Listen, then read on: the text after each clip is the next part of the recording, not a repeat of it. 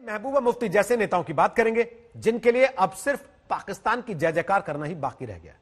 ऐसा इसलिए कहा जा रहा है क्योंकि जो नेता तिरंगे को कुछ समझते नहीं, संविधान को मानते नहीं, 370 पर खून बहाने की बातें करते हैं और बार बार पूरे देश को अपनी देश विरोधी सोच दिखाते हैं, उनके लिए अगला कदम यही हो सकता है कि वो खुलेआम पाकिस्तान की जय जयकार करने लगे।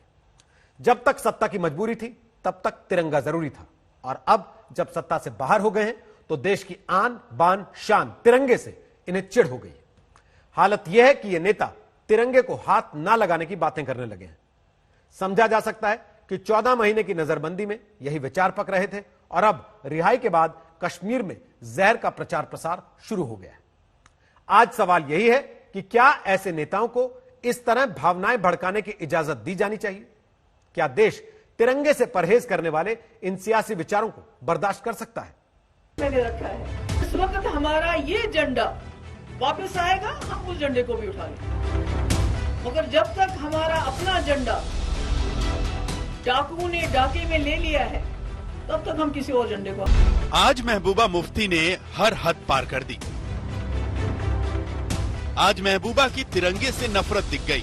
जो नेता हाथ में तिरंगा लेने से इनकार कर दे, ऐसे नेता का इस देश में फिर क्या काम? जिस देश की आन बान और शान तिरंगा है, उस तिरंगे पर महबूबा की ऐसी बातें बर्दाश्त नहीं। मेरा ही झंडा तो ये है, सामने मैंने रखा है। जिस वक्त हमारा ये झंडा वापस आएगा, हम उस झंडे को भी उठा लेंगे, मगर जब तक हमारा अपना झंडा डाकुओं ने डाके में ले लिया है तब तक हम किसी और झंडे को हाथ में नहीं उठाएंगे। महबूबा मुफ्ती 370 पर प्रेस कॉन्फ्रेंस कर रही थी। इसमें महबूबा ने अपने सामने 2 झंडे रख लिए थे। एक पार्टी का झंडा था, दूसरा कश्मीर का झंडा था। इन्हीं झंडों को दिखाकर वो तिरंगे की बात कर रही थी। यही झंडे दिखाकर वो देश विरोधी सोच दिखा रही थी।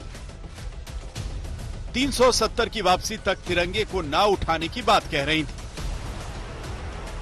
महबूबा मुफ्ती ने राष्ट्रद्रोह किया है।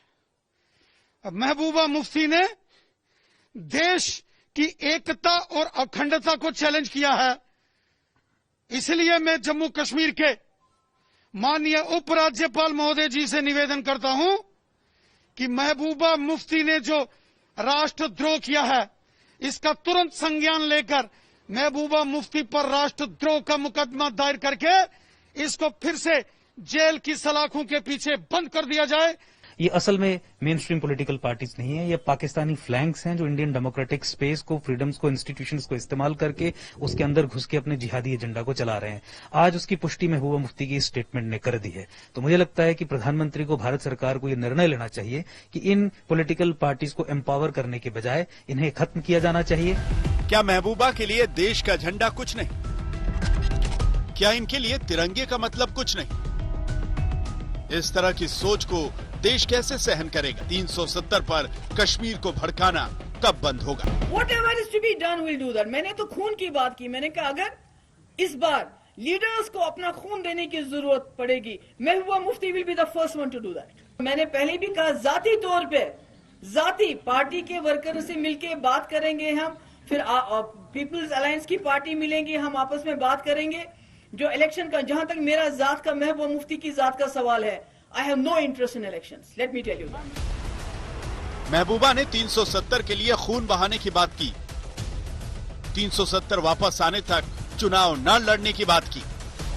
ऐसी धमकियां वो 370 हटने से पहले दे रही थी, लेकिन उनकी धमकियां न तब चली थी न अब चलेंगी। महबूबा के बोलने से पहले ही पीएम ने जवाब दे दिया था।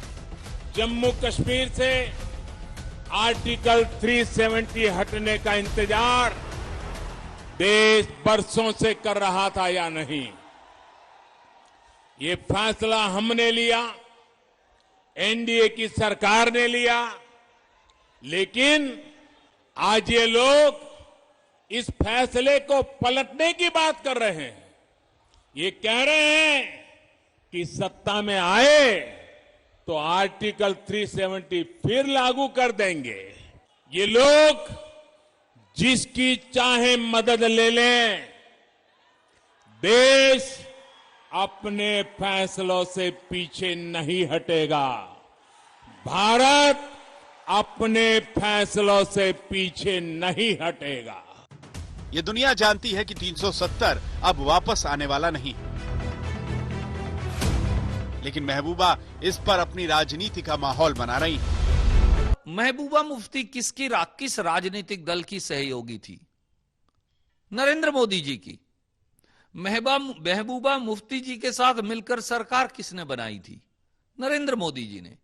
नजरबंदी से रिहा होने के बाद से लगातार इसी पर बात कर रही हैं। और अब अलग झंडे की याद दिलाकर वो कश्मीर को भड़का रही हैं। हम ये कहना चाहते हैं कि भारतीय जनता पार्टी की सरकार देश में है। हम राष्ट्र हित में जो फैसले ले लेते हैं हम उससे पीछे नहीं हटते। इसलिए हम उनको बताना चाहते हैं, चाहे आपके साथ कांग्रेस हो, चाहे राहुल गांधी खड़े हो या इमरान खान खड़े हो, ये फैसला 370 का पुनः स्थापित करने की हसरत आप दिल में लेकर चली जाएंगी, लेकिन हिंदुस्तान में ये वापस अब हो नहीं सकता।